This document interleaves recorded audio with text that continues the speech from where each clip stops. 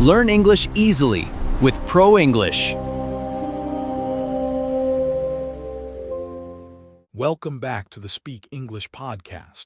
Today we are discussing a method that I call the lazy immersion. Most people think that learning English requires sitting at a desk, opening a heavy textbook, and suffering for hours. But what if I told you that you could take an English lesson 100 times a day without spending a single extra minute of your time? We are talking about the device you are holding in your hand right now, your smartphone.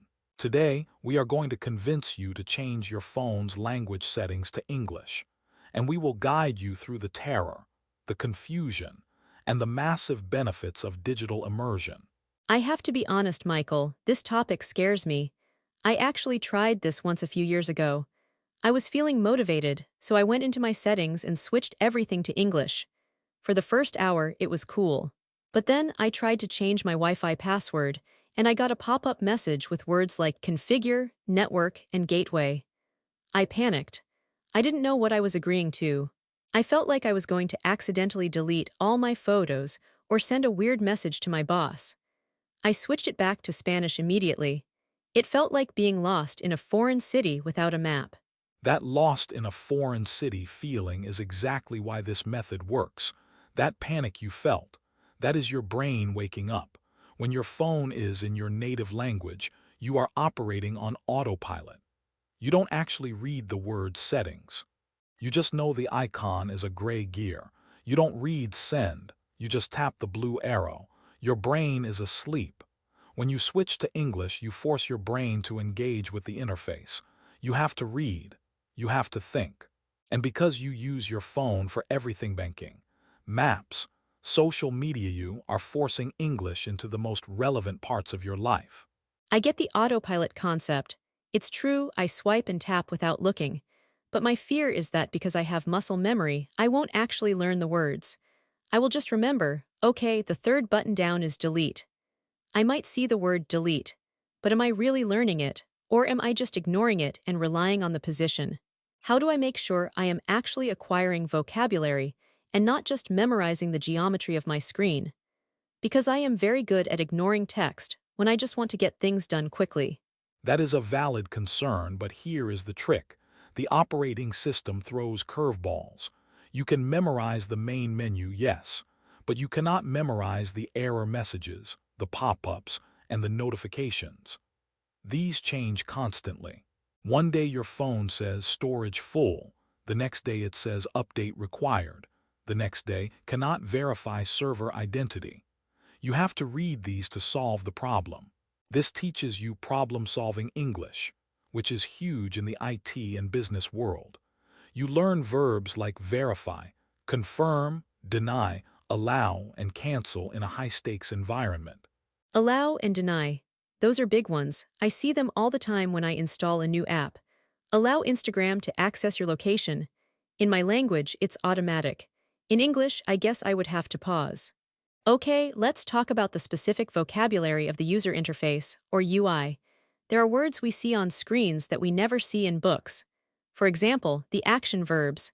We don't say push the button anymore. We say tap. What are the other essential finger verbs I need to know so I can understand instructions? The finger verbs are the physical grammar of the smartphone. You need to know tap, touch once briefly, press and hold, touch for a second, usually to open a menu, swipe, move your finger across the screen. You swipe up to close apps or swipe right on dating apps. Then you have scroll, moving up and down through a feed and toggle. A toggle is that little switch that turns green when it is on and gray when it is off. You toggle on your Wi-Fi. If you read a tech tutorial, they will say toggle off the notifications. Toggle, that is such a weird word. It sounds like a toy, but I know exactly what you mean, the little sliding switch. Okay, let's talk about the scariest menu of all, settings. This is the brain of the phone. If I switch my language, the word adjusts or configuration disappears. What exactly am I looking for? Settings is easy, but what about the submenus? I don't want to accidentally mess up my data roaming because I didn't understand the word cellular. The vocabulary hierarchy in settings is gold for learners. The main one is general. This is where you find language, date, and keyboard. Then you have privacy security. This teaches you words like location services, tracking, and microphone access. Then there is display brightness. You learn dark mode, text size, and autolock. And yes, cellular in the US or mobile data in the UK is vital. You will learn the difference between data roaming, using internet abroad, and personal hotspot, sharing your internet. These are words that save you money. Personal hotspot. I always forget that one. In my head, I just call it internet sharing. Okay, what about the scary reset menu? This is my biggest phobia. I am terrified that I will try to reset my alarm clock and accidentally reset my entire phone to factory settings, erasing all my photos of my cat. What are the specific words for destruction that I need to avoid? How do I distinguish between restart and erase everything I love? This is where you must read carefully. There is a huge difference between reset network settings, which just deletes your Wi-Fi password sanding, but safe and erase all content and settings, which wipes your phone clean. The key word is content. If you see the word content or data next to the word erase or delete, stop. Red alert. Usually, the phone will ask you to confirm twice and enter your passcode before doing anything catastrophic. It will ask, "Are you sure you want to proceed?" This action cannot be undone. Cannot be undone is a phrase you will learn very quickly. Cannot be undone. That sounds so dramatic and final. Okay, let's move to something less scary, social media. If I change my phone language, do my apps change too? Does Instagram become English? Because I spend hours on Instagram. If I can turn that scrolling time into study time, that would be amazing. But I am wondering if the content changes. Will I suddenly see only American posts, or just the interface buttons? Generally, yes, the app interface follows the system language. Your content, the photos and videos you follow, will stay the same, but the buttons will change. Instead of Me Gusta, you will see Like. Instead of Compartir, you will see Share. Instead of Commenter, you will see Comment. But the subtle ones are better. You will see View all 15 comments. Reply to Sarah, pinned tweet. Suggested for you. These little phrases suggested for you teach you passive grammar. You learn prepositions and past participles without realizing it. Suggested for you. That is passive voice, isn't it? I never thought about that. I see it, I understand it, but I never analyzed it. That is the lazy learning you are talking about. What about GPS and maps? This feels like the final boss level. Driving a car while listening to a robot give directions in English. Turn left in 200 meters. It seems high pressure because if I miss the turn, I am late. Is it safe to switch my maps to English? It is safe, but I recommend practicing on a route you already know first. Do not try it for the first time on the way to a job interview in a new city. But yes, GPS is the ultimate listening exercise. You will learn spatial prepositions. Turn right, keep left, merge onto the highway, take the second exit at the roundabout. Merge is a word students rarely learn in class, but it is essential for driving. Also, recalculating and make a U-turn. It trains your brain to process rapid-fire instructions. Merge, that is a great word. I usually just say go in or join the road. Merge is much more precise, and roundabout. I always forget that word and call it the circle thing. Okay, let's talk about the keyboard. If I change my phone language to English, does my keyboard change too? Because I need to type in Spanish to my mom. I don't want autocorrect to change my Spanish words into English words. That would be a nightmare. Hola becoming whole or something. This is a crucial distinction. System language is what you read. Keyboard language is what you write. You can have your phone in English system, but keep your keyboard in Spanish. However, I highly recommend adding the English keyboard and switching between them, usually by tapping a little globe icon. Why? Because of predictive text, the little bar above the keyboard that suggests the next word. If you are typing in English, predictive text is like a teacher whispering the answer. If you type, "I am looking," it will suggest forward. It teaches you collocations. That is brilliant, using predictive text as a cheat sheet for collocations. So if I type I depend, the phone will probably suggest on. That solves so many grammar doubts. I can just type the verb and see what preposition the robot suggests. Okay, what about Siri or Google Assistant? I feel like talking to my phone is the next level.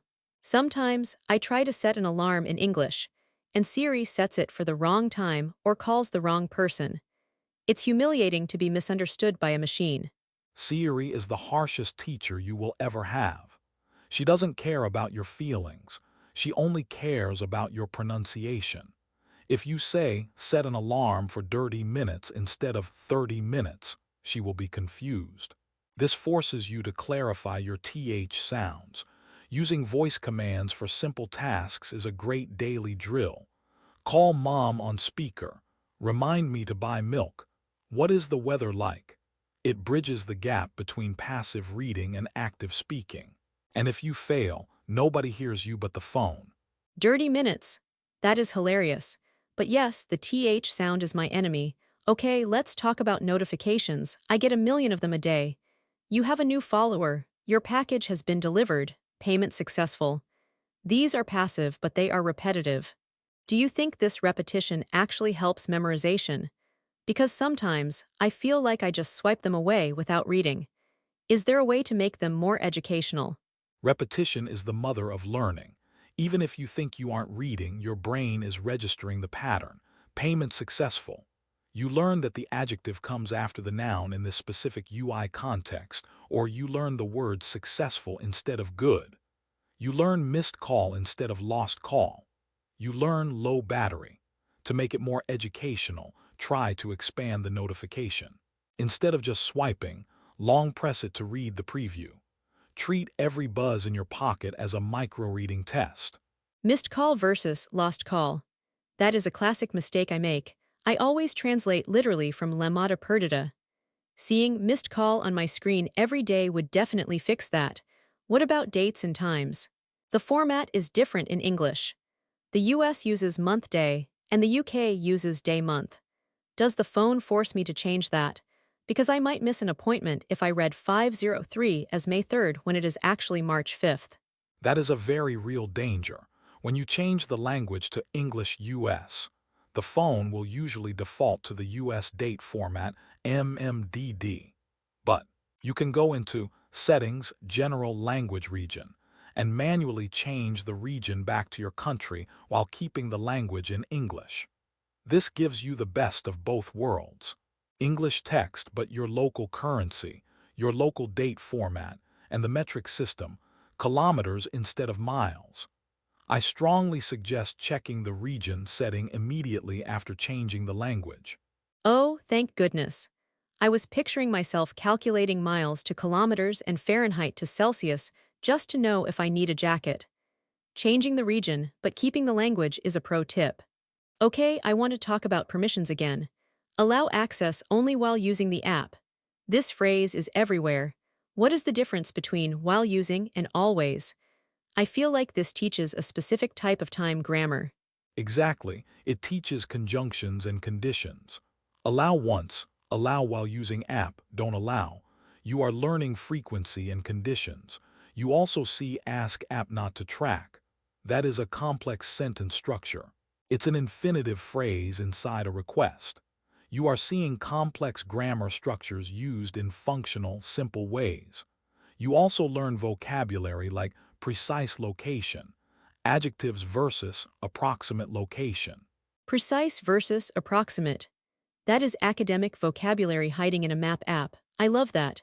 Okay, what about the camera and photos app? I take photos, I edit them. I assume the editing tools have names. Crop, filter, saturation. Are these words useful in real life, or are they just for photographers? I want to know if learning vignette is actually going to help me speak English. Vignette might be rare, but crop is very common in business, cropping a document/image. Rotate, adjust, shadows, highlights, exposure. These are great descriptive words. But more importantly, the Photos app organizes your memories by time and place. You will see headers like last week, yesterday, on this day. It reinforces time expressions. And if you use the search function, you can search for dog or beach in English, and the AI will find those photos. That tests your vocabulary recall. Wait, I can search my own photos in English. So if I type wedding, it will find photos of me in a dress. That is amazing. It's like a reverse dictionary. I type the word, and the phone shows me the image. That is a really cool way to test myself. Okay, show me, bridge, and see if I actually have photos of bridges. I am definitely trying that. It is a fantastic game. Now, before we finish part 1, let's address the elephant in the room. The fear of getting stuck. You switch to English, you get deep into a menu, and suddenly you don't know how to go back or what the options mean. You feel trapped. What is the escape plan? What should a student do in that moment of tech panic without throwing the phone against the wall? Yes, the panic button. Please give me a safety net. If I get stuck in a terrifying menu that says, warning, irreversible damage, and I don't understand the rest, how do I save myself? The safety net is actually another phone or a computer. If you are stuck, grab a friend's phone or use your laptop. Open the Google Translate app, click the camera icon, and hold it over your phone screen. It will translate the text instantly in real time using augmented reality. It feels like magic. It will turn that scary English warning back into your native language just for a second so you can resolve the crisis. Then turn it off and go back to immersion. Knowing you have this magic lens in your pocket makes the fear disappear. FINDELAPARTE1. Tema, change your phone language. Part 2. Apps troubleshooting DURACINPARTE2. 15 minutos aprox. Welcome back to part 2. We just solved the tech panic with the Google Translate trick. Now that you feel safe, I want to take you out of the settings menu and into the apps you use every single day. We are going to talk about shopping and delivery apps. Amazon, Uber Eats, DoorDash. These are gold mines for vocabulary because they involve money and specific instructions. When you order food in English, you have to be precise. You will see words like checkout, basket, or cart in the US and track order. But the tricky part is the delivery instructions. Oh, the delivery instructions are a nightmare even in my own language. I always have to explain that my doorbell is broken or that they should leave the package behind the gate. In English, I feel like I would just write door broken, leave here. Is that rude? I see options like leave at door or hand it to me. I usually choose leave at door to avoid speaking to the driver. But what if an item is missing? I once tried to get a refund on an English app, and I got lost in the customer support chat bot. I didn't know if I should say item missing or wrong item. That is a classic scenario. In a refund situation, accuracy is key. Missing item means it wasn't in the bag. Wrong item means you got an apple instead of an orange. Damaged item means the box was crushed. But looking at the delivery interface, you will also see substitute. If you order groceries online and they don't have your specific milk, they will substitute it with another brand. You have to check the box that says allow substitutions. If you don't understand that word, you might end up with almond milk instead of cow milk, or nothing at all. Substitute. That is a good one. It's like a replacement. Okay, let's move to the most stressful app of all, banking. I am terrified of changing my banking app to English. What if I accidentally transfer all my money to the wrong person? Or what if I can't pay my credit card bill because I don't understand the word for due date? I feel like finance vocabulary is so formal and scary. Overdraft, statement, balance. I know these are important, but the stakes are so high. The stakes are high, but the vocabulary is actually very limited. Once you learn the 10 key words, they never change. Current balance is what you have now. Available balance is what you can actually spend minus pending transactions. Transfer is moving money. Statement is your monthly paper record. The one that trips people up is direct debit versus standing order in the UK or autopay in the US. Autopay is magical. It pays your bills automatically. If you see insufficient funds, that is the red alert, it means you are broke. Insufficient funds. That sounds so much more polite than you have no money. It's very cold and robotic. What about security? I see prompts like authenticate or verify identity.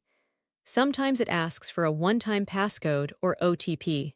I guess that is pretty standard globally now. But what is the difference between sign in and log in? I see both. Are they the same action, or is there a subtle difference I am missing? They are 100 identical synonyms. Some apps prefer log in, log out. Others prefer sign in, sign out. Just don't confuse sign up with sign in. Sign up means to register for the first time. Sign in means you already have an account. It is a phrasal verb nightmare. Another big one in banking is transaction history. Scrolling through your history is a great way to learn past tense verbs. Payment received, transfer sent, check deposited. It's a history lesson of your own life in English verbs. I never thought about my bank statement as a grammar lesson. Deposited, withdrawn. That is actually useful. Okay, let's talk about entertainment apps. Netflix, Spotify, YouTube. I spend half my life on these. I assume the vocabulary is easy, like play and pause. But are there hidden features or words I am missing? I see shuffle on Spotify. I know it mixes the songs, but I don't know the literal meaning of the word shuffle. To shuffle literally means to mix a deck of cards, so you are mixing the order. In streaming apps, the vocabulary is all about managing your content. Add to queue. A queue, pronounced queue, is a line. So you are putting the song in line to be played next. Download versus stream. Skip intro on Netflix is the best button ever invented. And of course, subtitles versus closed captions, CC. Subtitles are for translation. CC is for the deaf, so it includes descriptions like door slams or upbeat music plays. Wait, that is the difference. I always thought CC was just the American word for subtitles. So CC describes the sounds too. That is actually really good for learning adjectives. Eerie silence, thunder crashes. I am going to turn on CC just to learn how to describe sounds. That is a great hack. What about YouTube? The comments section is a war zone, but the interface has things like subscribe, bell icon, save to watch later. Watch later is a phrasal verb again, right? Exactly. And in the YouTube settings, you have playback speed. You can change it to 0.75x or 1.25x. This is a massive tool for learners. If a video is too fast, don't just give up. Go to playback speed and set it to 0.75. Everyone sounds a bit drunk, but you can understand every word. Also, look at the description box. It often says show more.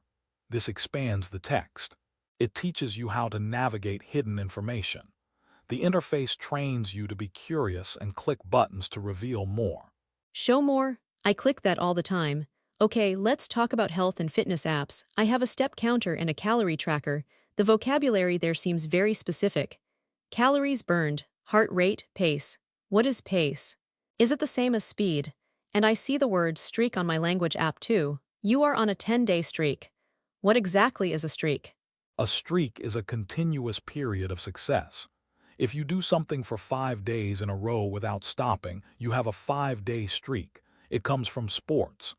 Pace is different from speed. Speed is km/hour.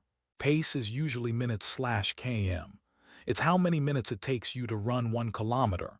So a lower pace number is actually faster. It's confusing. You will also see words like goal, target, average, and personal best, PB. Seeing goal achieved in bright green letters is a great dopamine hit in English. Goal achieved. I like the sound of that. Okay, what about the weather app? It seems sun, rain, cloud. But then I see humidity, UV index, visibility, and feels like.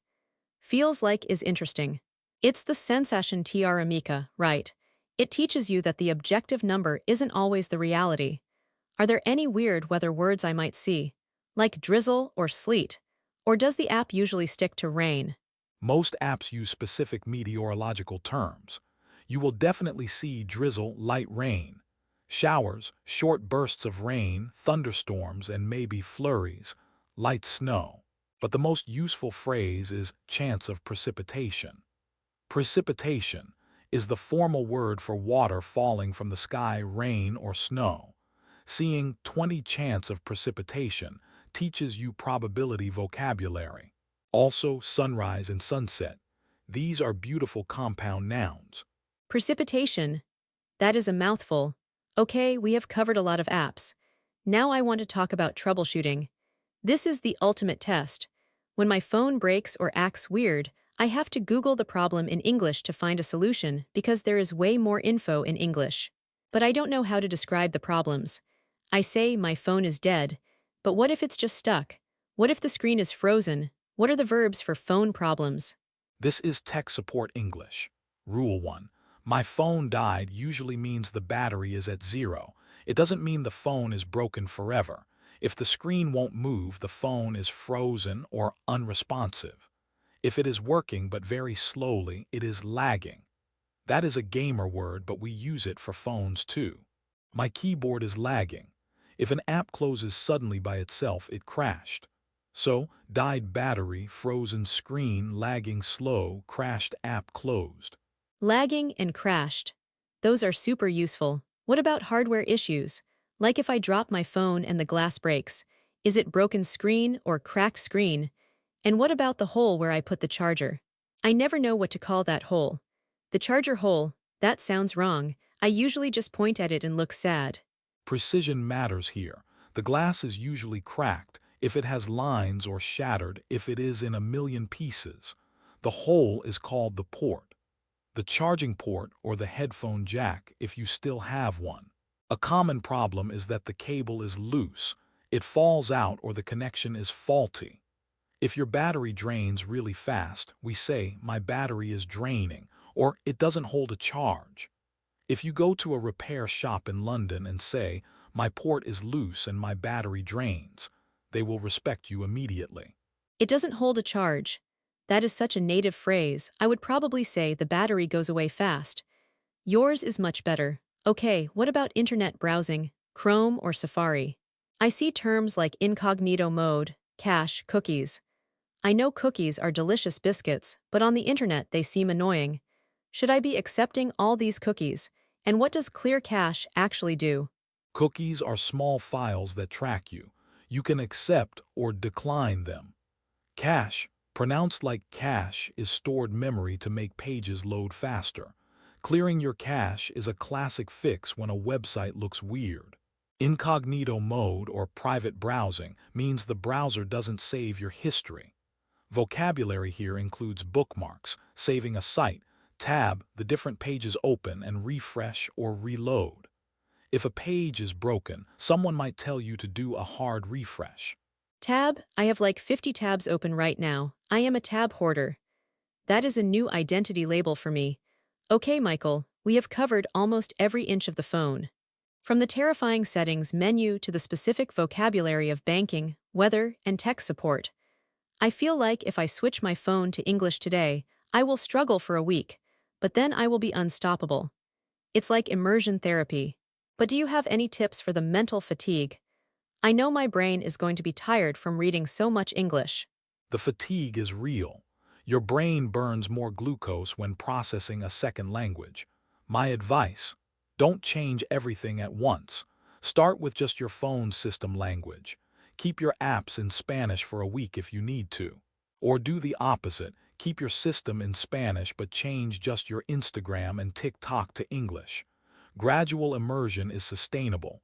Total immersion is intense. Find your balance. But remember, every time you unlock your phone, which is 100 times a day, you are reminding your brain, English is important. English is my tool. That shift in identity is worth more than any vocabulary word. English is my tool, I like that. It stops being a school subject and starts being a utility, like a hammer or a screwdriver. I use it to get things done. Okay, I am going to do it. Right now. I am going to settings, general language. I am pressing the button. If I disappear, send a search party.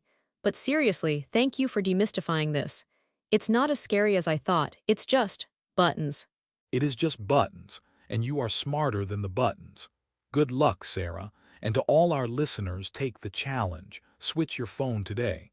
Post a screenshot of your new English home screen and tag us. We want to see your progress.